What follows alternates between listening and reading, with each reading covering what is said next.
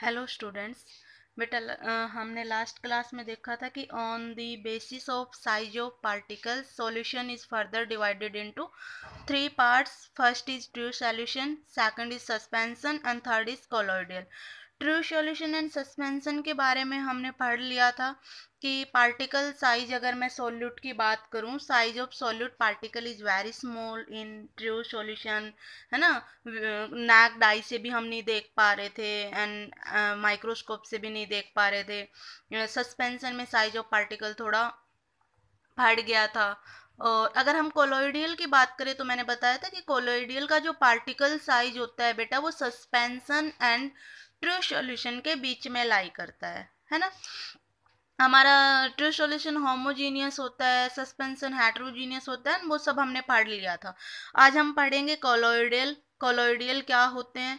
तो colloidal appear to be homogeneous but actually it is an heterogeneous mixture. बेटा क्या होता है कि कोलोइडियल हमें अपीयर होते हैं होमोजीनियस नेचर के। तो आई थिंक मुझे बार बार होमोजीनियस एंड हेट्रोजीनियस डिफाइन करने की आपको ज़रूरत नहीं है। You know very well about the homogeneous and heterogeneous mixture. ठीक है बेटा। तो कोलोइडियल अपेयर टू बी होमोजीनियस, एक कोलोइडियल हमें होमोजीनियस दिखाई पड़ता है but actually it is an heterogeneous mixture. But actual में वो एक हेट्रोजीनियस मिक्सचर होता है बेटा। जैसे कि मैं मिल्क की बात करूं, तो मिल्क में अगर हम बात करें, क्या हम सॉल्यूट पार्टिकल को देख पा रहे हैं? बेटा नहीं देख पा रहे हैं ना। हमें तो मिल्क ऐसा दिख रहा है कि इसमें एक ही कंपोनेंट दिखाई पड़ रहा है, कोई सेपरेटेड हमें कंपोनेंट दिखाई नहीं पड़ रहे हैं ना। तो ये हमें appear to be homogeneous but actual it is in heterogeneous. अगर मैं साइज पार्टिकल की बात करूं बेटा, तो साइज पार्टिकल मैंने आपको बताया था lie between true solution and suspension. तो 10⁻⁻7 टू 10⁻⁻9 मीटर के बीच में लाई करता है बेटा। In a colloidal the disperse particle can be seen with a powerful microscope. हमने क्या देखा था कि सस्पेंशन को तो हम नेक्ड आई से भी देख पा रहे थे, लेकिन हम ट्रू सॉल्यूशन की बात करें तो हम उनको माइक्रोस्कोप से नहीं देख पा रहे थे। नेक्ड की तो भूल ही जाइए। तो कोलोइडियल का क्या कह रहा है कि colloidal the disperse particle can be seen with a powerful microscope.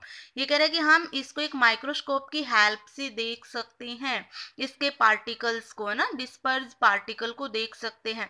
Passes through ordinary filter paper. अगर मैं फिल्टर पेपर की बात करूँ तो ट्रू सॉल्यूशन को हम with the help of filter paper separate out करने की कोशिश कर रहे थे बेटा। तो हम नहीं कर पा रहे थे क्योंकि उसमें सॉलिड पार्टिकल का साइज इतना छोटा था कि जब हम उसको फिल्टर पेपर में लेके जा रहे थे तो वो भी पास हो जा रहा था। लेकिन सस्पेंशन को हम ऑर्डिनरी से कर पा रहे थे, है ना। हमारा सॉलिड पार्टिकल ऊपर रह जा रहा था और हमारा सोलवेंट नीचे था। लेकिन ये कह रहे कि अगर हम कोलोइडियल की बात करें बेटा, नॉर्मल फिल्टर पेपर से अगर मैं कोलोइडियल सॉल्यूशन को पास करवाऊंगी तो हम सॉल्यूट एंड सोलवेंट को अलग नहीं कर सकते। बट अगर हम अल्ट्रा फिल्टर पेपर की बात करें बेटा, तो अल्ट्रा फिल्टर पेपर, एक्चुअल में ऑर्डिनरी फिल्टर पेपर और अल्ट्रा फिल्टर पेपर में डिफरेंस क्या होता है बेटा, कि जो पोर होते हैं हमारे फिल्टर पेपर के, वो अल्ट्रा फिल्टर पेपर में बहुत छोटे होते हैं। अगर वो बहुत छोटे पोर होंगे तो सॉलिड पार्टिकल का साइज अगर छोटा भी होगा तो भी वो उसको पास आउट नहीं होने देगा, है ना। वो उसको ऊपर ही रख लेगा और सिर्फ सॉल्वेंट को पास आउट होने देगा। तो हम सेपरेट आउट कर सकते हैं। तो हमारा जो कोलोइडियल सॉल्यूशन होता है, हम उसको ऑर्डिनरी फिल्टर पेपर से तो सेपरेट आउट नहीं कर सकते, बट अगर हम बात करें अल्ट्रा फिल्टर पेपर की तो हम इसको सेपरेट आउट कर सकते हैं बेटा। सो टिंडल इफेक्ट, ये टिंडल इफेक्ट शो करता है। मैंने आपको बताया था टिंडल इफेक्ट का मतलब scattering light by colloidal particle due to which path of light become visible, है ना। मैंने आपको कहा था कि ट्रू सॉल्यूशन में हम टिंडल इफेक्ट नहीं देख पाते हैं, लेकिन अगर हम सस्पेंशन में बात करें तो देख भी सकते हैं और नहीं भी। मैंने आपको कहा था कि टिंडल इफेक्ट के लिए हमारा जो सॉल्यूट रहेगा उसके एक पर्टिकुलर साइज की रेंज में ही हम टिंडल इफेक्ट को देख पाते हैं। और इसमें होता क्या है कि बेटा, जब हम लाइट को पास करवाएंगे तो लाइट स्कैटर करेगी और उसकी स्कैटरिंग की वजह से हमें उस लाइट का पाथ क्या दिखेगा, विजिबल दिखेगा उस सॉल्यूशन के अंदर से। जैसे कि मैं बात करूं, मैंने एक कंटेनर में मिल्क ले लिया है। अगर मैं यहाँ से किसी टॉर्च वॉर्च की हेल्प से लाइट पास करवाऊंगी तो हम यहाँ सॉल्यूशन में भी उस लाइट को देख पाएंगे बेटा। ठीक है। तो हम टिंडल इफेक्ट देख सकते हैं यहाँ पे। पाथ विजिबल रहता है हमारी लाइट का and do not settle down due to gravity. और अगर हम थोड़ी देर के लिए, ग्रेविटी की मतलब क्या है कि मैं उसको बिना डिस्टर्ब किए थोड़ी देर के लिए सॉल्यूशन को रख दूं, मैं मिल्क को बिना हिलाए डुलाए अनडिस्टर्ब थोड़ी देर रख दूं, तो क्या हम मिल्क से सॉल्यूट और सॉल्वेंट अलग कर पाएंगे बेटा? बिल्कुल नहीं कर पाएंगे, डिस्पर्स फेज और मीडियम को अलग, है ना। तो ये कह रहा है कि ग्रेविटी की हेल्प से वो सेटल डाउन नहीं होता है, ना ही हमारा ट्रू सॉल्यूशन होता है, सिर्फ सस्पेंशन ही एक ऐसा था जिसको हम ग्रेविटी की हेल्प से सेपरेट आउट कर रहे थे, सेटल डाउन हो जा रहा था। उसके बाद है ब्रोनियन मोमेंट। ब्रोनियन मोमेंट क्या होता है भाई? Zig zag moment. मान लीजिए हमारे पास ये एक पार्टिकल था, है ना, ये एक दूसरा पार्टिकल है, इस पार्टिकल ने इस पार्टिकल को कोलोइड किया बेटा, एक दूसरे से जब टकराए तो ये इधर आ रहा था, अब इसने क्या किया, इसके पाथ को चेंज कर दिया, ये इधर चला गया, फिर इधर से टकराएंगे, इधर से, मतलब एक जिग जैग मोमेंट होता है, कोई फिक्स हमारा मूवमेंट नहीं होता बेटा, सॉरी मूवमेंट नहीं है, मूवमेंट, ठीक है।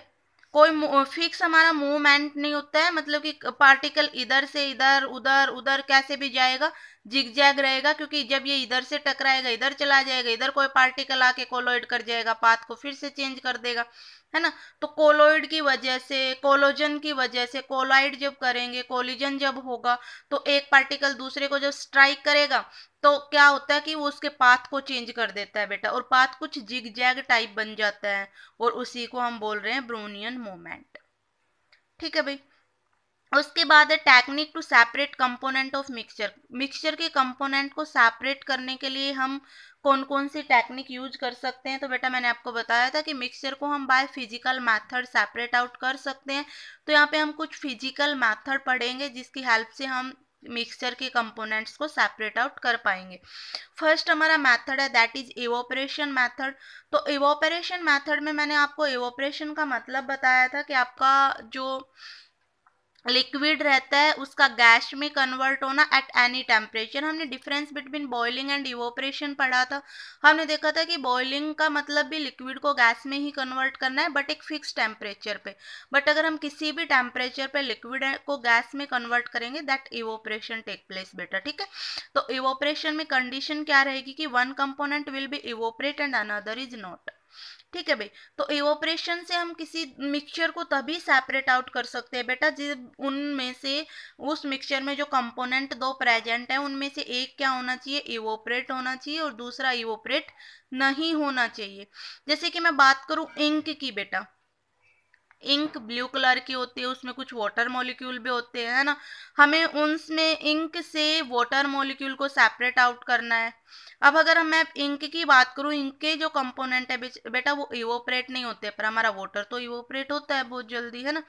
तो मैंने क्या किया, एक कंटेनर लिया, इसको मैं वाटर बाथ बोल सकती हूँ। इस कंटेनर में मैंने पानी भरा, इसको बंसन बर्नर के ऊपर मैंने हीट करने के लिए रखा, और इसके ऊपर मैंने एक अलग से दूसरा मैंने अपना इंक मटेरियल डाल के कंटेनर में रख दिया।